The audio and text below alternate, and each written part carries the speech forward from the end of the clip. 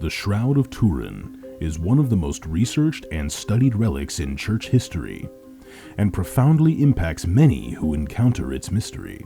As a person of faith, looking at it through the eyes of faith, I don't think it can help but touch your heart. Something that we can look on not only to bolster our faith in those moments of weakness, but also to deepen our faith and our appreciation, our intimacy with Christ. Join Fiat Ministry Network and Patchwork Heart Ministry as they examine the science of the shroud through the lens of faith. Really interesting scientific information that we didn't know about, like the pollen from all the different regions of the world. As the shroud traveled around, it picked that up. Some of the mites, things like that was really interesting to me. I mean, this made you really want to believe it a lot more. It's impressive. Like, humanly, I don't think like that is another level of love. It's not I'm gonna say, like, oh, I love you, I'll give you a chocolate. No. I'm giving you more than my life. I'm giving you my suffering. Asking both experts and disciples, who do you say I am? As far as who the man of the shroud is, as a person of faith and kind of reviewing the evidence there, it seems that a convincing argument can be made that it's Jesus of Nazareth. Visit patchworkheart.org/shroud to learn more and get exclusive behind-the-scenes updates for your support.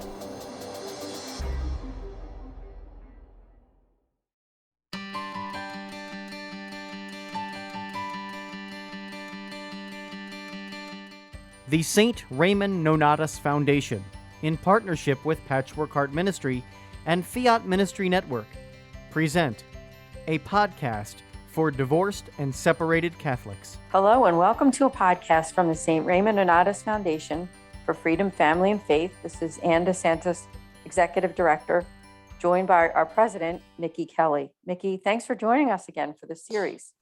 Hi, Anne. Thank you for having me.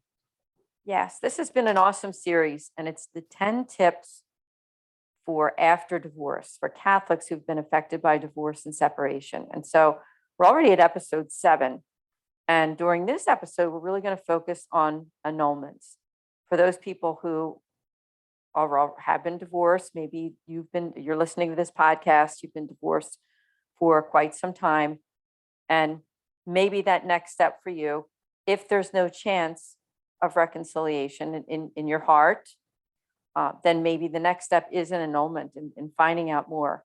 And on our website on nonnatus.org, we do have a whole page there dedicated to divorced and separated Catholics. It's called For the Divorced.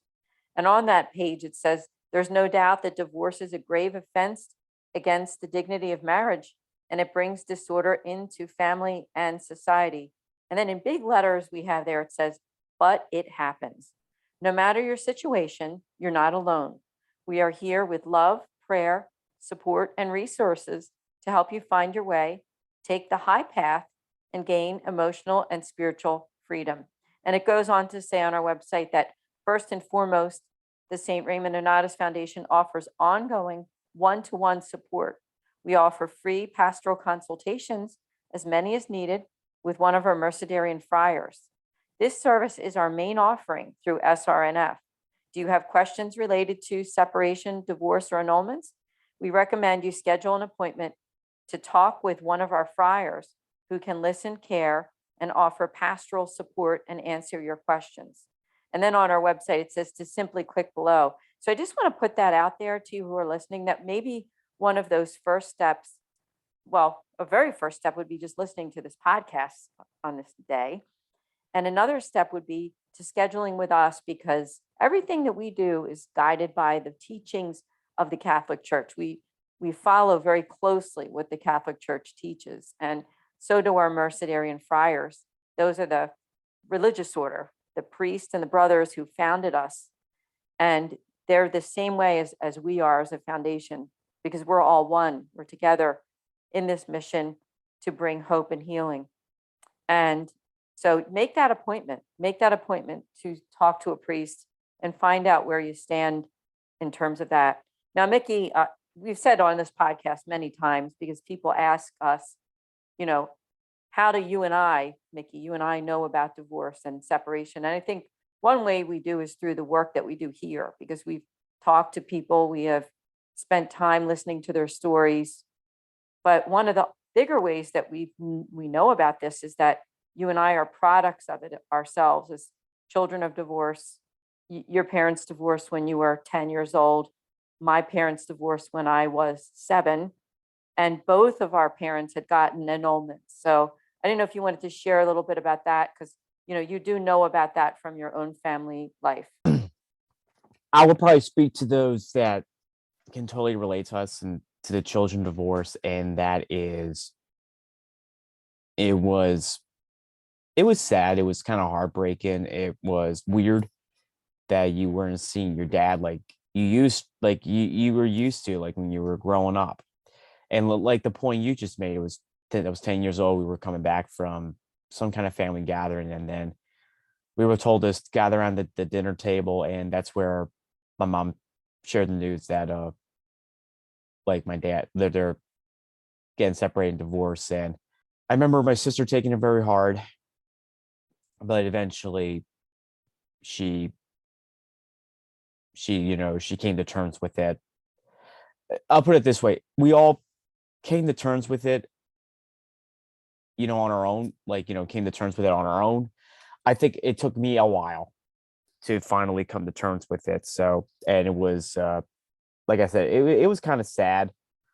It was kind of heartbreaking. It was also frustrating because it opened the door to when I was going through a really sketchy stage of growing when I was in my preteens and adolescent years. And and of course, by the time I was like in my late 20s, my mom finally decided to get the annulment, and that was it. And she was able to fill it out, no problem, and finally have her marriage blessed in the church. Same thing with with my stepdad. My dad wanted no part of it at all. Of course, he never moved on after divorce. Like, he's been a hermit for 20 some years. So I still get to see him and all that, but.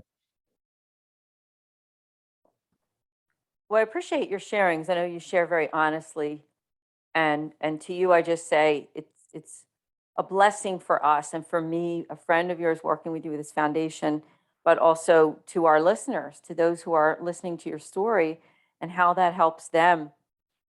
Whether they're those couples, we get a lot of those people who are the couples, but also adult children of divorce. But I've learned a lot about annulments, and I've learned a lot about healing. And what I would say that in my own experience, being the executive director now I've been with the foundation since 2017, so it's more than 5 years now since I've been with them and with all of you, is that sometimes the annulment does bring a healing, meaning that for people who are kind of like, it's been quite a while, maybe they've been thinking about it for a number of months or years or however long that's been, of the problems that they've been having, maybe a separation or a divorce. And when it seems that there's kind of like no light that's being shown in terms of, is this marriage going to come back together? Will there be a marriage? Will there be a relationship again? And if the signs aren't there, sometimes when people are able to do that, and I would say to those who are listening, you ask, what should I do? Like, what is the process? The first thing I want to say to you to do is to contact your pastor.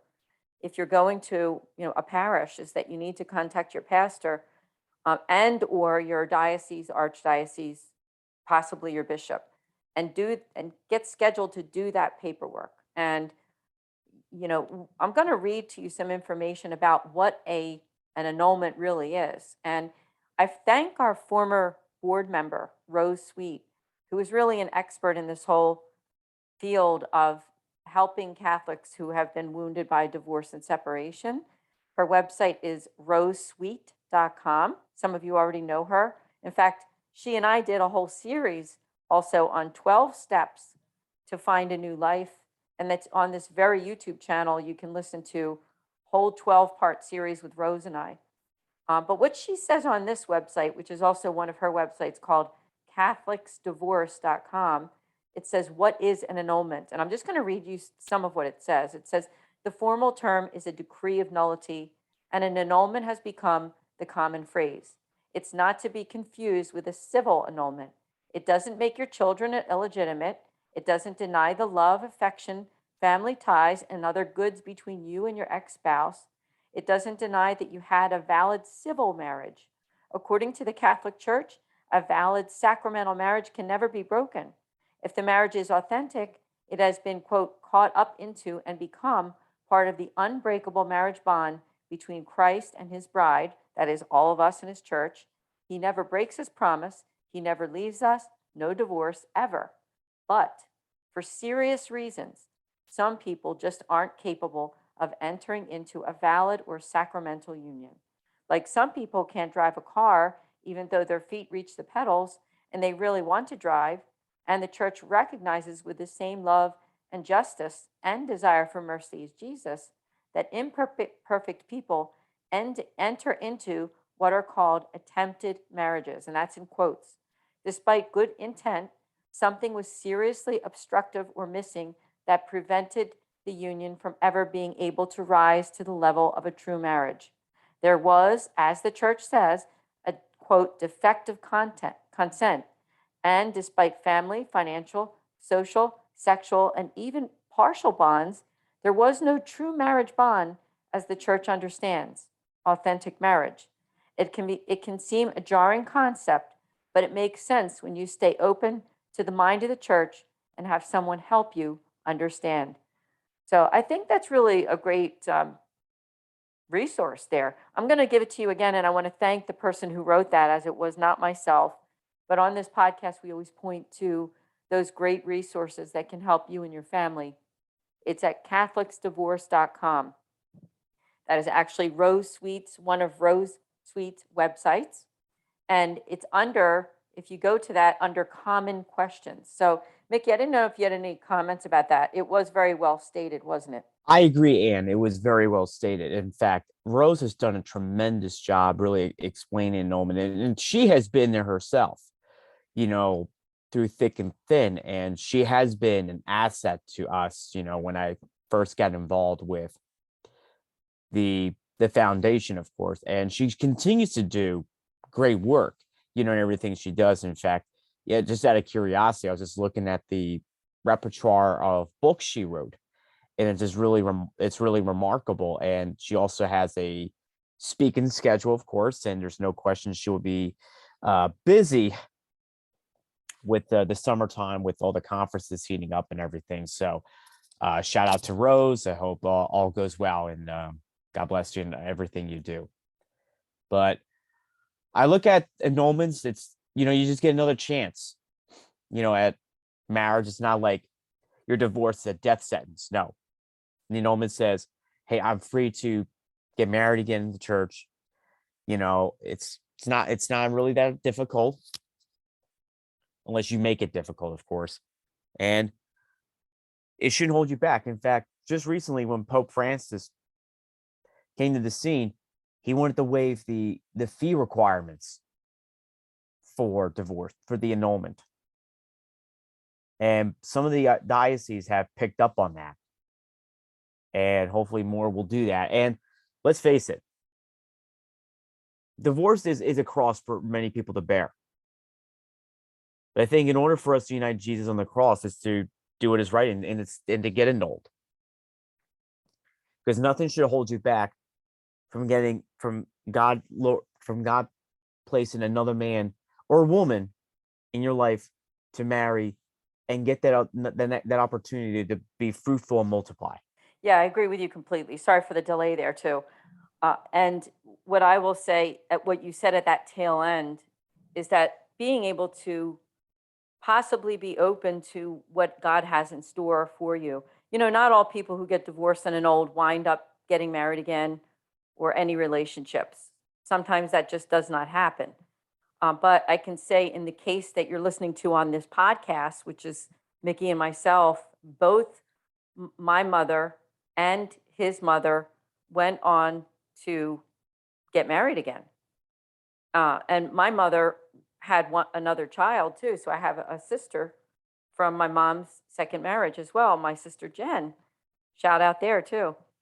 And so annulments, for those people who have suffered divorce and maybe God has another plan, can bring some hope and healing there and new life. So just keep that in mind for people who are listening to this podcast about annulments. Now, I want to go on and just read the rest of what Rose has written here, which I think is also good for us to look at. She says in this writing here on common questions about annulments that maybe one spouse was married before and not free to marry again, or one was grossly immature, underage, under grave fear or pressure to marry, like a shotgun wedding, severely addicted, or permanently refused to remain open to the gift of children. These are areas that did not reflect the free, total, faithful, fruitful, and love of the bridegroom for his bride, and therefore do not reflect a valid marriage bond. For those who are both baptized, the bond is assumed both valid and sacramental, pointing to and becoming caught up into the mystical marriage until proven otherwise in a competent tribunal. And then it goes on to say that some people think it's too easy to get an annulment. It is not. Some have said, including recent popes, there are too many annulments in our country. They are right. Not that annulments are easy to get, but that too many people marry for the wrong reasons and with the wrong intent.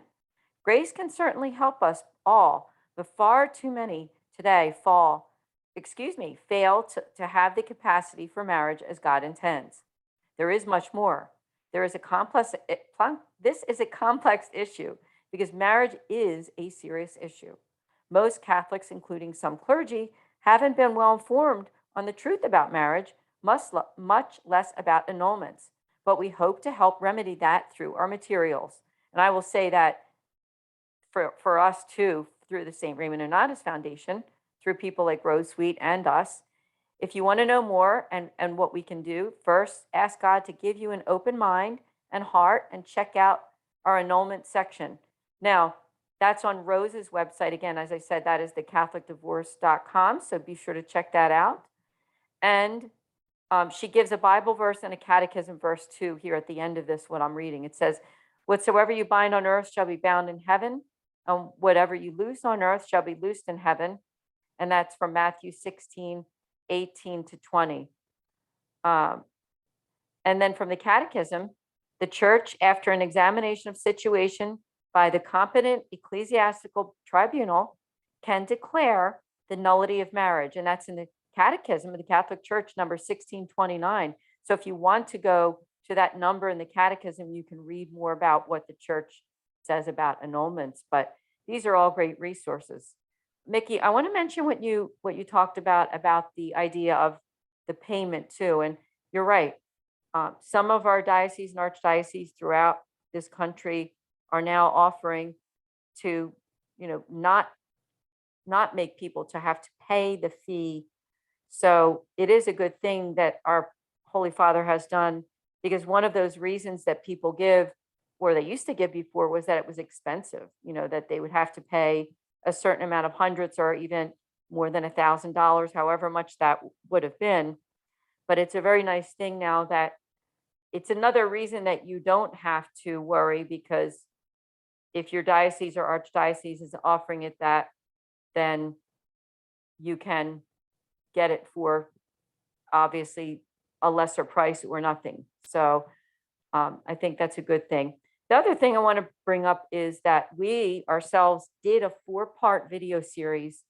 It was a few years ago. It was back in 2018, but we did a 4-part video series with Father Matthew Phelan, who is now our vicar of the religious order that we represent, and Father Sean Bransfield, who works at the Archdiocese of Philadelphia and is very knowledgeable with Catholic annulments.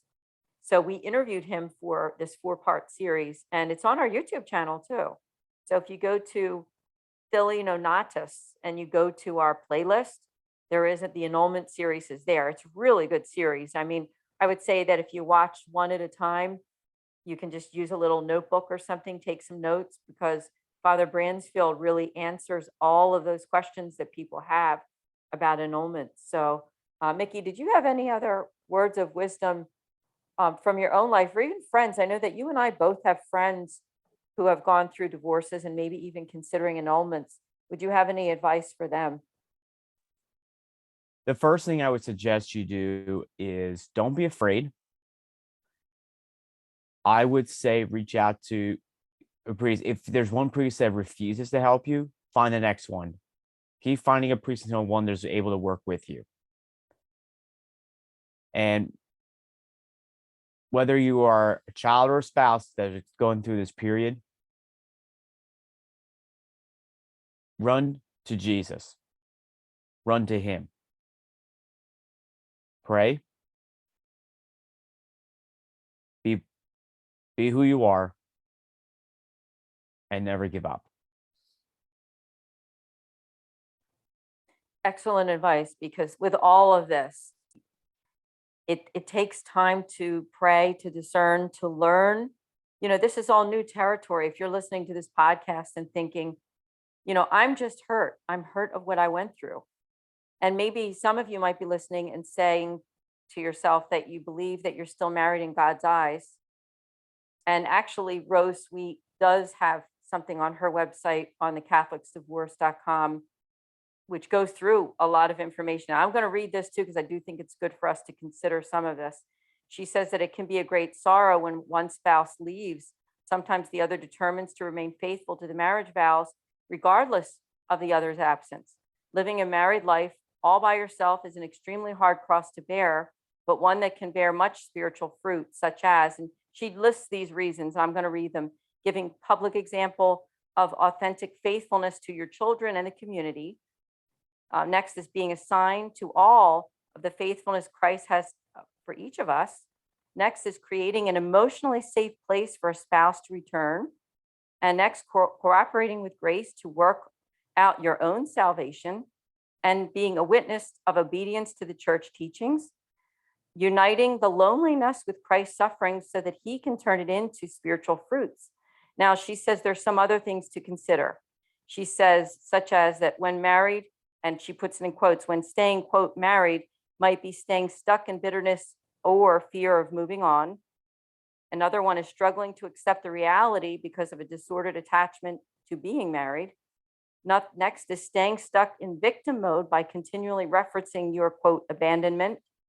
Next is falling into pride by constantly calling the departed spouse the adulterer. Next is falling into pride by constantly praying for the other's salvation. One heartfelt prayer is enough for God, she says. And next is refusing to accept the authority of the church tribunal. And then going on, I'll just read a little bit more and then we can discuss it. She says a competent tribunal, which is someone like what I discussed when Father Sean Bransfield came and talked to the St. Raymond Nonnatus Foundation. At the time, that was what he was involved with. A competent tribunal may have thoroughly investigated the marriage through the annulment process and found that the union to be one where both parties gave it their best, but it could only reach the level of an attempted marriage. And that was not sacramentally valid. And she says there is no shame in this.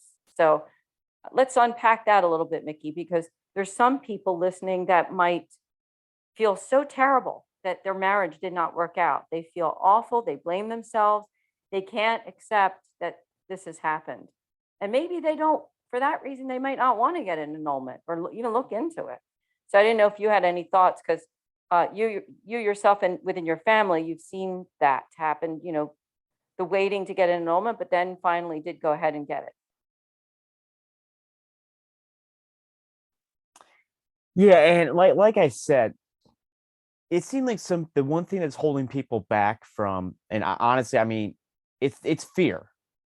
And if we look at the fear that we have seen over the past few years, especially, you know, with COVID, you know, there are oftentimes I still people in church that or grocery store or whatever, I see them walking around with masks and I'm like quick to judge them. But honestly, you're not, like, your calling as a Catholic is not to judge people. And let's face it, we have been guilty of this many of times with our wording. And, you know, Jesus, when he was alive, when he did his ministry, He was around sinners. He was around these type of people that were not perfect at all. He didn't celebrate their sin. Instead, he called them to repentance. He called them to be his apostles. You too can accomplish that same feat if you know someone that has been divorced. And one of the great blessings, and I think it's been part of my healing, Anne, is being a part of the foundation. And it's really helped me a lot. And the fact that I could just reach out to some of these people saying, like, hey, I know it's like, from a child standpoint. And you'd be surprised how many had a child or two from the marriage that is in need of help.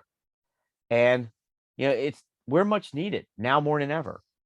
We can't lose sight, and we have to continue helping those who need that extra boost to take that first step in healing from a bad marriage.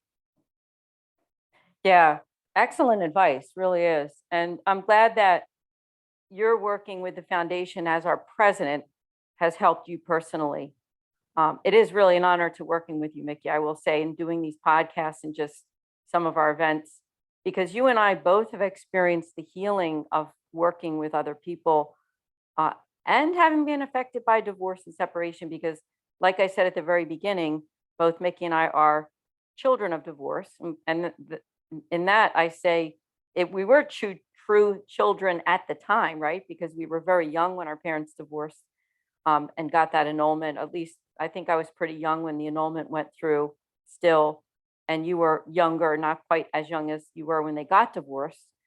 But we do understand, and it's helped us and brought us healing by talking to people like you who are listening, those people who have been wounded by divorce. And I've heard so many stories, and I'm glad that our foundation can help people to get the help that they need to find out more about something like an annulment.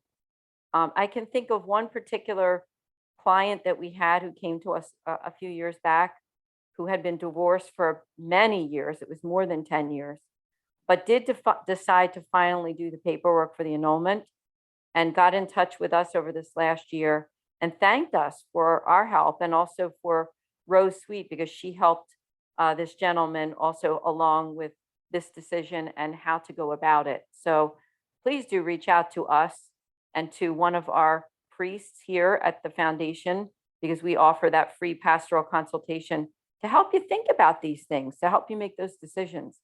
Now, there might be some people listening who might be saying to themselves, guess what? I am already remarried and I did not get an annulment. And there is something on that same website, thecatholicsdivorce.com, that is addressed here. And this is all again from Rose Sweet in her writings. She says, I'm already married, now what? And she says there are usually two areas that remarried Catholics will want to consider after a divorce and remarriage.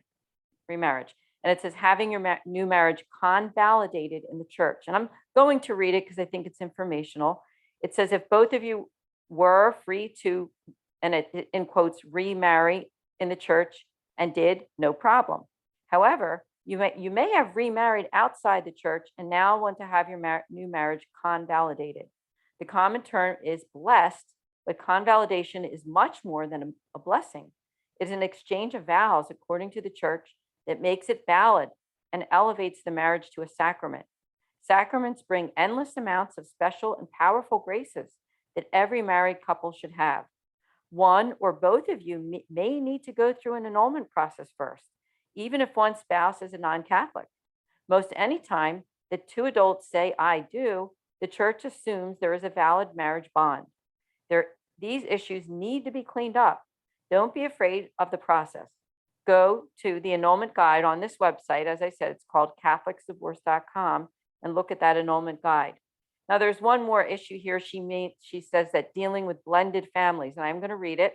Step parenting is a special challenge, but it can be a special blessing as well. Second marriages fail at an extremely high rate, even Catholic marriages, because of many issues. The primary problem, the new family may be child-centered, not marriage-centered. Many parents, understandably, but inappropriately, put their children first in a second marriage. Additionally, if the marriage is not Christ-centered, the struggles will be even more difficult. Put Christ first, then the marriage, gets good Catholic counseling if needed, and check out the Step Parent Guide for more help. And again, that is on that website, CatholicsDivorce.com. She also gives a Bible verse. It says, and they said, believe in the Lord Jesus and your household will be saved. That's from Acts 16:31. And the Catechism says, children owe their parents respect, gratitude, just obedience, and assistance. Filial respect fosters harmony in all family life. That's in the Catechism of the Catholic Church, 2251. Now, I know that was a lot for me to read, but I thought it was important to read because this is an informational podcast for you. And now Mickey and I are both also in families where we have step parents. I have a stepfather. Mickey also has a stepdad. Let's talk about that too, for the children's side of it, because Rose is also saying that that's a blended family, and do have to recognize Christ in every marriage and in that whole family unit when there are step parents involved as well. Yeah, as you pointed out, Anne, I do have a stepfather, and I'll put it this way, it was a slow development. My mom was like dating my stepdad. They were dating the time before the divorce was final, and like they're seeing each other on and off. Let me put it that way. And finally, when the divorce was final, they got married about less than a year after the finalization of the divorce. And there were times that like my dad was jealous of him, and they, like, one would walk out of the room when the other one would come in, or vice versa. Then I would say when my brother got engaged, like the hatchet was buried and they started becoming buddies, to the point where a few years back, my dad invited my stepdad to go target shooting with my nephew at a gun range in the area somewhere. And, of course, he declined it, but he appreciated the invitation. They said on Wednesdays when when my dad takes my brother Dominic up for his guitar lesson, usually every week, my dad would take my brother Dominic up for his guitar lesson. He would stop in, have coffee, maybe some kind of cake or something that's left over, and just like talk about what's the latest going on, whether it's around the neighborhood or in the family, things like that, share memories, and they really enjoy, sharing a laugh with each other, So like I said, it was a slow approach, but in the end, they're starting to become likable to each other, which I'm very thankful for that. Wow, that's amazing. Really is. Because, let's face it, when there is a divorce in a family, it's not easy. And for those listening, we do have that empathy, sympathy for you for the challenges that you've been through. But, God has a plan for your life. And that's really what this podcast is all about, is that, I've seen it happen before for those marriages where there was a need to kind of move on. It's been a long time. And the next step would be an annulment for them, is that I have seen people be healed from the past and being able to move on, and maybe able to find a new relationship and have a valid Catholic marriage, just like your mom and your stepdad, and my mom and my stepdad as well, who have a valid Catholic marriage. They've actually been married now, going on, I think in a few years, it's going to be going on 50 years. So it's a long time that they've had that marriage, and it's a blessing. It's a real blessing, to have that long lasting love that came into, my mom's life, my parents' life. My father was also able to get remarried, and now that's another story. But I mean, he's passed away, but I mean, he had 2 other marriages after that, but both of his wives had died. But what I'm trying to say is that God writes straight with crooked lines, doesn't he, Mickey? I mean, sometimes we never know the direction of life. God always has his best will for all of us, no matter what the circumstance. And so for you who are listening, that's what we're here for. We're here for you, for the hope and healing, and offering that ongoing accompaniment, which is the way that we do our pastoral consultations, which are always free, everything that we offer. I want to ask all of you to go to our website at nonnatus.org/forthedivorced. We have a whole page there. Mickey and I have done not only this podcast series, which we're not quite finished yet. This is called 10 Tips for Healing series. Rose Sweet and I also did a full 12-part series also on healing after divorce. So please go to that page and you can see that. And also all of those other resources, including a lot of her books. I mean, she's written countless books to help those affected by divorce, right? And we put them right on that page on the website. But of course, you can also just go to her website too at rosesweet.com, or even look her up on Amazon and check out all of her books there. She's also a Catholic coach too. So she does great work and really has zoned in on that whole idea of helping Catholics who are wounded by divorce. So Mickey, before we end our podcast here, did you have any final words of hope and healing to those who are considering an annulment? The only thing I can really say is, I'll just reiterate something the point I made earlier. Don't let your divorce hold you back from another chance at being loved, cared for, in good times and in bad, for richer, for poor, and better, for worse. We are still here. My apologies. We're still here. Mickey, thank you for those words of wisdom. Thank you to all of you for listening to this podcast and for joining us. Now, don't forget, every single month we premiere the first Tuesday at 8 p.m. Eastern Time. We are on the Philly Nonnatus YouTube channel. We are also on Facebook at St. Raymond Nonnatus Foundation. I want to thank our friends at Fiat Ministry Network for streaming our podcast all the time. They do so much for us. And our friend Bill Snyder, who is also a board member here, Patchwork Heart Ministry, he also streams our podcast on his page. Now, his website is patchworkheartradio.org. He's doing amazing work. So make sure you listen to all of his podcasts and subscribe, as well as fiatministrynetwork.tv, or simply just go to Facebook. We thank them so much. God bless all of you. And we will see you here next month for our episode 8 of our 10 Tips for Healing After Divorce and Separation. God bless. Thank you for listening to this podcast. For more information about the St. Raymond Nonnatus Foundation, visit nonnatus.org or email director.srnf@gmail.com. The Shroud of Turin is one of the most researched and studied relics in church history, and profoundly impacts many who encounter its mystery. As a person of faith, looking at it through the eyes of faith, I don't think it can help but touch your heart. Something that we can look on not only to bolster our faith in those moments of weakness, but also to deepen our faith and our appreciation, our intimacy with Christ. Join Fiat Ministry Network and Patchwork Heart Ministry as they examine the science of the shroud through the lens of faith. Really interesting scientific information that we didn't know about, like the pollen from all the different regions of the world. As the shroud traveled around, it picked that up. Some of the mites, things like that was really interesting to me. I mean, this made you really want to believe it a lot more. It's impressive. Like, humanly, I don't think that is another level of love. It's not I'm like, oh, I love you, I'll give you a chocolate. No. I'm giving you more than my life.